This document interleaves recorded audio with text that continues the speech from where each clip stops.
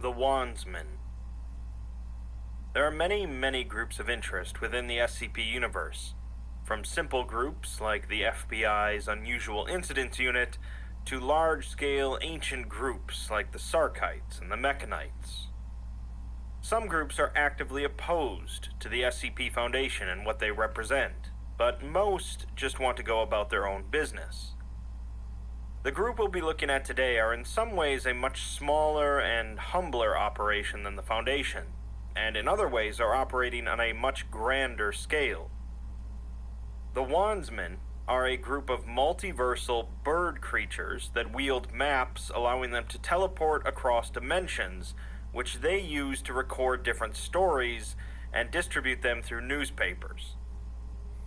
Obviously, not something the SCP Foundation agrees with, but the Wandsmen are a little hard to pin down. Let's take a closer look at how the group operates.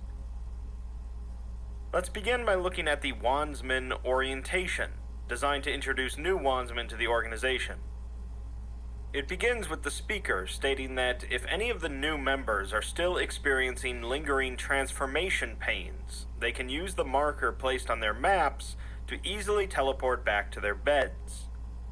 The speaker formally welcomes each of them to the Wandsmen, an organization dedicated to bringing the news and the truth to all those who seek knowledge, students of all that is and teachers to all who will listen. They have been the multiverse's best source of information and explanations for untold eons, and even in these trying times, they remain dedicated to bringing the true stories of the worlds they explore to the multiverse at large. The news is a vital institution in a universe as complex as theirs, so they do their best to preserve and promulgate all the knowledge they can find so that it is not lost to the void. One of the new Wandsmen begins to interrupt the orientation, as he is apparently complaining about the transformation that they're going through. The speaker says that he is not forced to be here, and he had the chance to back out of the process while the transformation was ongoing, but it seems he wanted the power of teleportation more than he wanted his old flesh. The Wandsman leaves by teleporting elsewhere, so the speaker continues, deciding next to address the elephant in the room, the bodily transformations they're all going through.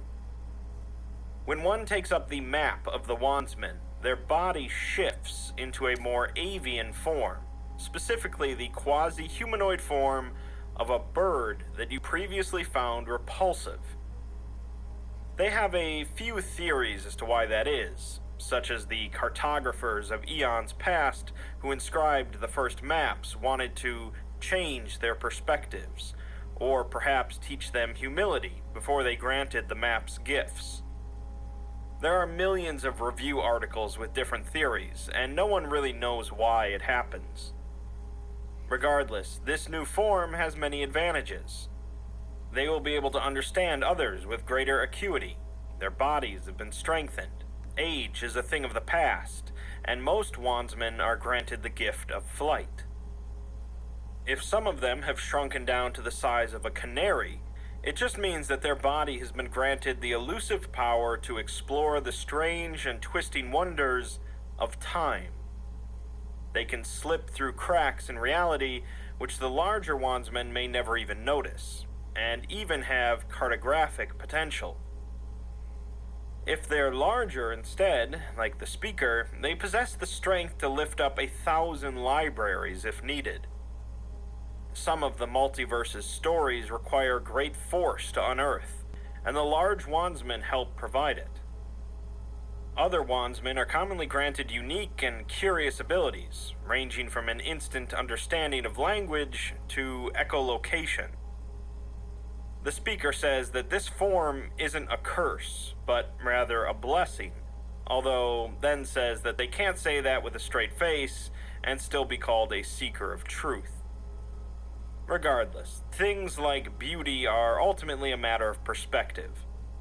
They all took up the map because there was something in the infinite halls of knowledge that you wanted to see far more than you wanted to recognize the person in the mirror. Also, there's no cure, no way to go back that they know of. People have tried, but most of them aren't with them anymore.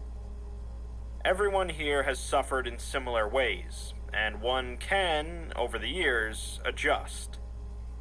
They can even find love, as the speaker and their husband have been writing articles together for over 600 years, and the eons of time they still have before them make them very happy they took this shape. Moving on. They know that all of these wandsmen have joined because they had a desire to explore the multiverse and tell their tales. Before they get to all that, though, they need to establish some safety rules. Their new bodies are hardened against many hazards, but one major, unusual threat to their safety in this line of work is the theft or exploitation of their name. There are two major strategies when protecting one's name, one being to simply never give it out, or give it out only to those who you trust most in the world.